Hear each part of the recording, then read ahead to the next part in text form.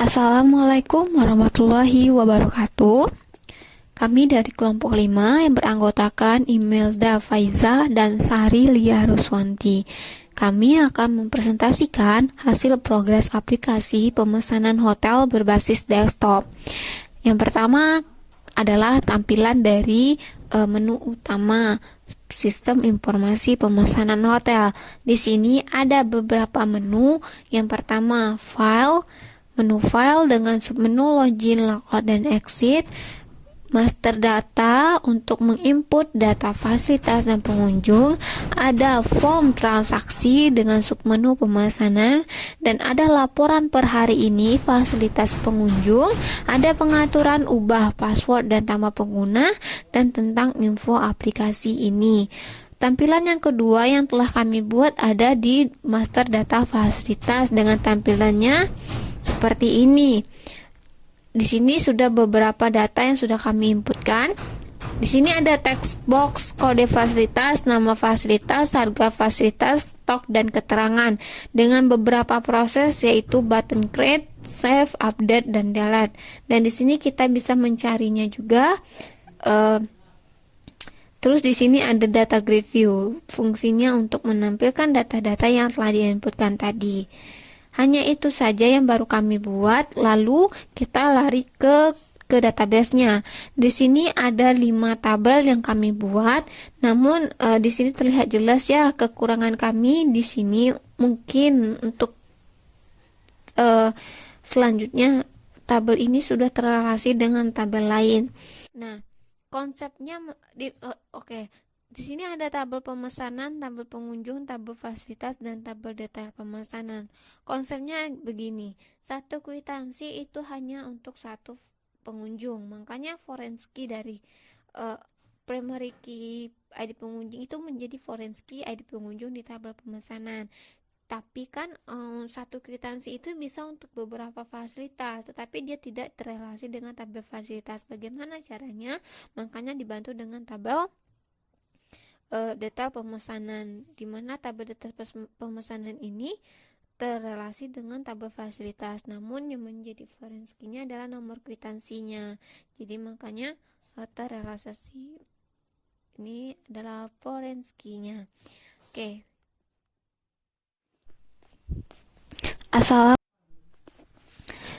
Oke, kita lanjut ke codingannya. Di sini ada folder GUI, folder kelas, folder laporan, folder resource. Isi GUI-nya, nah di sini untuk meletakkan codingan form-form yang nantinya kita akan buat. Jadi pertanyaannya adalah bagaimana caranya ketika kita buka program tersebut maka akan muncul pertama kali itu apa? Form apa? Seharusnya, nah ini kekurangan kami lagi, seharusnya ketika muncul itu adalah login, tetapi karena permasalahan yang tadi, jadi kami belum bisa membuat login. Jadi hanya kami lewati dulu pembuatan loginnya. Jadi di sini ada new GUI.menu underscore utama. Fungsinya adalah ketika kita buka program aplikasi ini, yang muncul adalah pertama kali adalah menu utama. Itu letaknya di program.cs. Selanjutnya kita lakukan koneksi. Nah, tadi kan kita sudah membuat database tuh. Jadi karena kita menggunakan database SQL Server, jangan lupa kita import dulu library SQL-nya dengan using system.data.sql client. Terus ini otomatis ya. Ini otomatis dari Visual Studio-nya. Jadi kenapa dia public? Karena dia agar bisa diakses oleh form lain, itu sih. Nah, di sini ada connection string data source sama dengan delpc initials catalog DB Hotel integrate security true. Maksudnya adalah jadi nama servernya itu adalah delpc, terus nama database-nya adalah DB Hotel, integrate security sama dengan true, itu maksudnya akses untuk ke database agar diizinkan. Gitu. Selanjutnya ada menu utama .cs. Ini menu utama yang tadi yang MDI parent form tadi ya. Nah, gini. Yang pertama, kita buat dulu form jadi objek. Jadi form fasilitas, objeknya VLTS. Yang kedua, buat prosedur close fasilitas. Maksudnya apa? Oke, kita jelasin dulu ya. Jadi ada void fasilitas from close. Jadi ini ya prosedurnya fasilitas from close. Ketika kita close formnya, maka akan terclose. Tapi kalau kita buka lagi, maka akan muncul. Artinya tidak ada terjadi duplikat form. Nanti kita lihat lebih jelasnya ya ke tampilannya. Nah, jangan lupa kita buat perintah memanggil form fasilitas. Jadi kan setelah menu utama itu, jadi menu utama .cs ini akan terhubung ke form fasilitas. Nah, jangan lupa kita panggil dulu form fasilitasnya. Jika form fasilitas kosong, maka akan muncul form baru. Dia akan muncul di MDI parent form tadi ya. Nah, kan tadi sudah buat prosedur form close tuh. Jangan lupa letakkan di sini. Gitu. Ketika kalau udah ada if, jangan lupa else-nya. Else-nya aktif. Gini maksudnya ya, kita run.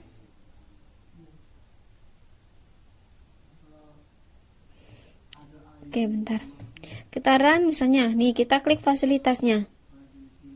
Tuh, ketika kita klik fasilitasnya dia akan muncul. Kalau kita close, kita buka lagi, maka muncul. Nah, kalau kita minimize, terus kita klik ini lagi master datanya, fasilitasnya, dia bakal ini lagi. Jadi tidak ada terjadi duplikat. Tidak ada terjadi duplikat. Nah, muncul dia. Oke. Kita beralih ke form fasilitas. Nah, inilah desain form fasilitas. Di sini ada teks pokok fasilitas, nama fasilitas, harga fasilitas, stok. Keterangannya adalah tempat untuk menginput kita yang nantinya data yang kita inputkan akan ke data grid view. Nah, ini nih data grid view ya. Di sini data grid view-nya. Terus ada button create, ada update, ada save dan delete. Di sini juga ada cari. Oke, langsung saja ke codingannya, kodenya. Nah, banyak ya, ada beberapa step. Oke, yang pertama kita harus buat prosedur bersih dulu. Prosedur adalah suatu fungsi yang dapat digunakan berkali-kali agar tidak mendeklarasikan coding secara berlebihan. Jadi kita buat prosedur bersihnya dulu. Kemana nih? Kita buat prosedur bersihnya dulu. Kita ketikkan semua text boxnya dan ada juga ya combo boxnya. Nah, sudah itu kita jangan lupa membuat prosedur atur tombol, dimana button update sama ada button delete-nya. Terus, nah, dua prosedur ini kita panggil di konstruktor. Kita panggil di konstruktor di sini. Ini adalah konstruktor, maksudnya adalah metode yang digunakan ketika pertama kali form dijalankan. Jadi ketika form pertama kali dijalankan, semua keadaan textbooknya itu keadaannya bersih, jadi kosong, tidak ada data-data yang dalam textbook tersebut. Makanya kita pakai prosedur bersih tadi. Terus untuk atur tombol yang kita atur tadi kan adalah di button ubah, button update sama button delete. Nah, itu kita fastkan dulu, jadi belum aktif. Jadi ketika form dibuka, tabel tersebut belum aktif. Jadi yang hanya aktif adalah tabel create sama save. Oke, itu. Terus yang keempat, jangan lupa membuat library SQL-nya karena kita menggunakan SQL Server dengan using system.data.sql client. Terus, jangan lupa membuat variabel untuk perintah SQL. Di sini ada private SQL command, maksudnya ini untuk perintah query. Untuk private dataset itu untuk menampilkan data. Private SQL data adapter itu untuk mengeksekusi perintah query-nya yang diletakkan ke dalam tabel. Selanjutnya, jangan lupa tadi kan kita sudah membuat kelas koneksi. Nah, kita importkan lagi, kita letakkan di sini dengan objek namanya con, class.koneksi. Con sama dengan new class.koneksi. Oke, kita beralih ke selanjutnya ada di tahap ketujuh. Jadi sudah buat SQL-nya, kita buat refresh fasilitas supaya datanya itu muncul. Nah, jangan lupa di sini kita pakai SQL connection tadi ya dengan objeknya con, terus kita buat handling try and catch-nya. Untuk try-nya di sini ada con.open. Ini maksudnya adalah CMD sama dengan SQL command itu maksudnya adalah kita menggunakan form tabel fasilitas. Jadi di sini untuk menampilkan seluruh data fasilitas dan disimpan di data graph view fasilitas. Jadi kita inputkan di text box, terus kita muncul di data graph view. Jadi tidak hanya tampil di data graph view saja, tapi dia tersimpan di database-nya. Gitu. Nah, ini sama kayak di atas tadi. Untuk yang auto size columns mode itu maksudnya apa? Jadi size-nya tuh ngikutin kolom ataupun jadi kalau dia kecil, kalau penuh dia ngikut penuh gitu ya. Terus data graph view fasilitas allow user to erase files. Kenapa di false? Karena kita tidak boleh menambahkan data dari data graph view, hanya menambahkan dari di text box-nya tadi. Makanya dibagi kotaknya tuh part-partnya gitu ya tadi ya. Oke, nanti kita lihat ya. Terus catch-nya ada exception message box-nya show, to string, finally con.close. Terus tadi tahap ke berapa ya? Ke 7 ya, ke 8-nya. Nah, kita panggil di konstruktor tadi. Konstruktornya di mana ya? Konstruktornya di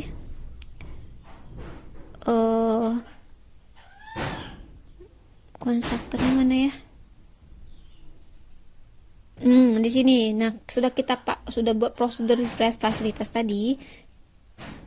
Kita panggil di konstruktornya refresh underscore fasilitas. Gitu. Selanjutnya ke 9, buat prosedur cari fasilitas. Kan di situ ada menu cari fasilitas ya. Nah, inilah caranya. Itu sama saja buat handling try and catch-nya juga. Cuma perbedaannya di sini. Di SQL command select from tabel fasilitas, di mana kode fasilitas like persen, maksudnya hanya query-nya saja sudah dapat gitu loh. Jadi query-nya teks misalnya nama fasilitasnya saja, dia bakal muncul gitu. Untuk menampilkan seluruh data fasilitas dan disimpan di data graph view fasilitas. Oke, fungsinya sama, cuma perbedaannya jadi situ ya tadi ya. Oke, prosedur cari fasilitas sudah. Yang terus yang ke-10,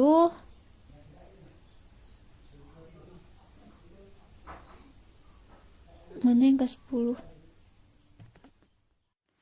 Oke, selanjutnya ada di tahap ke-7. Jadi sudah buat. Oke, selanjutnya di step 10. Nah, tadi kan kita sudah membuat prosedur chat fasilitas. Terus kita panggil di konstruktor ini di private void textbook text change ini. Otomatis ya kita klik textbook carinya, maka akan muncul ini. Nah, kita panggilnya di sini. Oke, yang ke-11 adalah perintah simpan data. Jadi ini adalah prosedur button simpan atau save. Maksudnya adalah jika data di atas masih ada yang kosong, maka akan menampilkan message box di bawah ini. Pesan data belum lengkap. Misalnya ada satu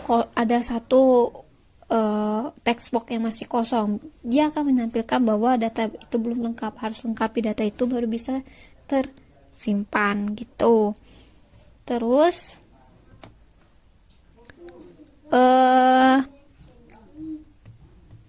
persiapkan SQL connection. Jadi kita koneksikan ke database-nya dengan embel-embel seperti ini, terus kita tampilkan pesan. Kalau memang sudah terisi semua, maka akan muncul pesan data berhasil disimpan. Gitu.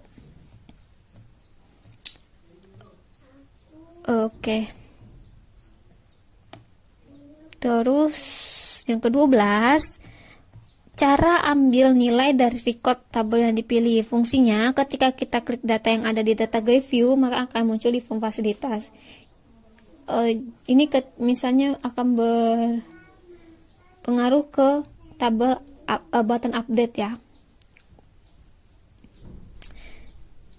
Oke. Isi text box dan combo yang diparsing dari data grid view. Gini sih codingannya, nanti kita lihat di tampilannya saja. Oke, 13.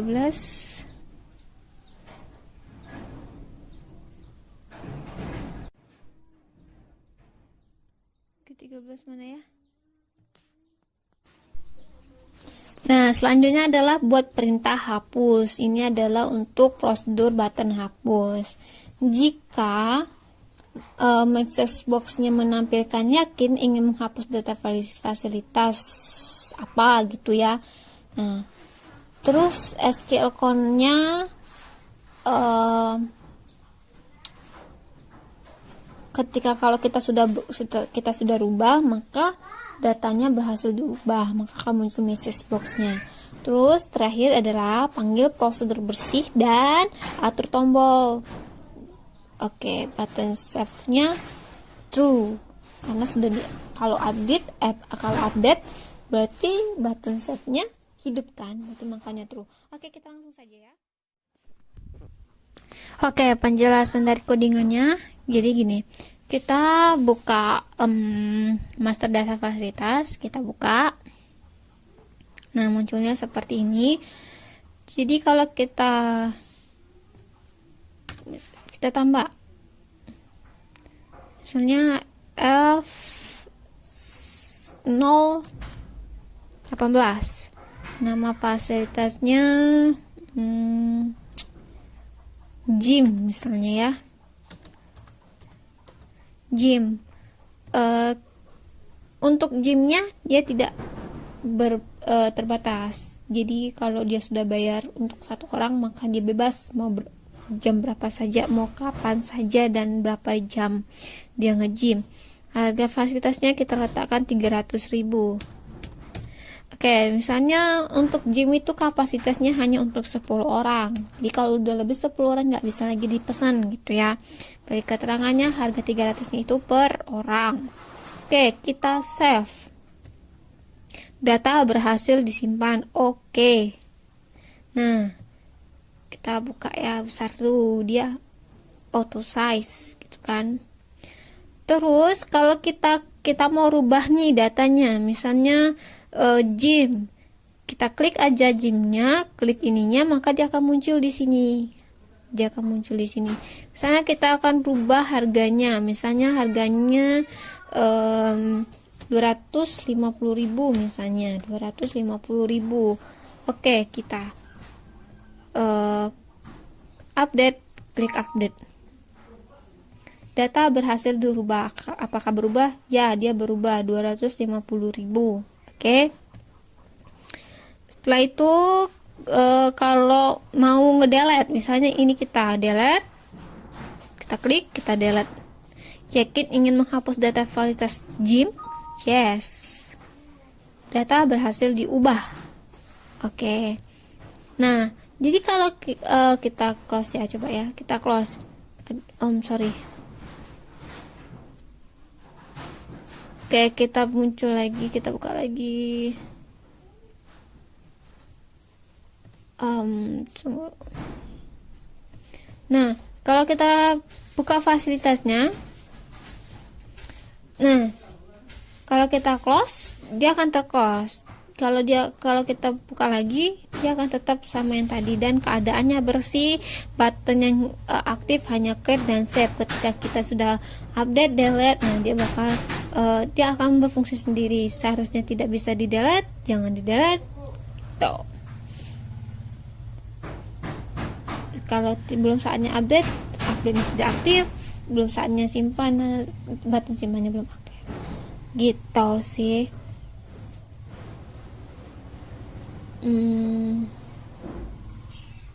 Itu saja sih. Terima kasih. Wassalamualaikum warahmatullahi wabarakatuh. Oke, penjelasan